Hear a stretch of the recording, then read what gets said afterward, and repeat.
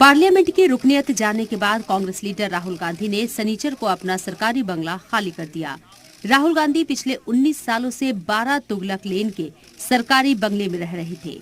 शनिचर को राहुल गांधी बंगले से बाहर निकले और दरवाजे पर ताला लगाकर चाबी अफसरान के हवाले कर दी। बंगला खाली करने के बाद राहुल गांधी ने कहा कि मुल्क के अवाम ने उन्हें ये बंगला दिया था, लेकिन अब उन्हें सच बोलने की कीमत चुकानी पड़ रही है। और सच्चाई बोलने की कीमत है। आजकल मैं कीमत चुकाता जाऊंगा, जो भी कीमत है मैं चुकाऊंगा। राहुल जी, आपके पास तो अपना घर भी नहीं है। आपने कई बार कहा कि आपके पास एक सवाल है। 19 सालों तक आप इस घर में रहे, किसी भी घर से एक इमोशनल जुड़ाव होता है।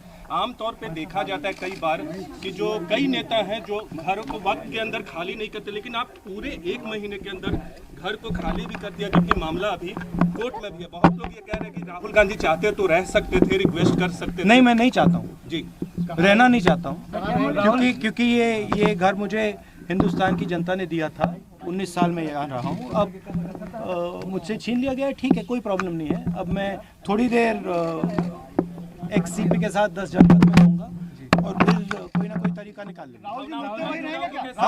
मुद्दे वही रहेंगे। आप लगातार बेरोजगारी और महंगाई का मुद्दा उठा रहे हैं। मैं उसको दुगना उठाऊंगा और जोरों से उठाऊंगा, क्योंकि देखिए वो सच्चाई है और वो किसी ना किसी को तो बोलनी पड़ेगी। बंगला खाली करते वक्त राहुल गांधी के साथ सोनिया गांधी और प्रियंका गांधी भी रहीं। मोदी सरनेम मानहानि केस में कसूरवार करार दिए जाने के बाद राहुल गांधी के पार्लियामेंट की रुकनियत चली गई थी, जिसके बाद उन्हें सरकारी बंगले को खाली करना पड़ा है।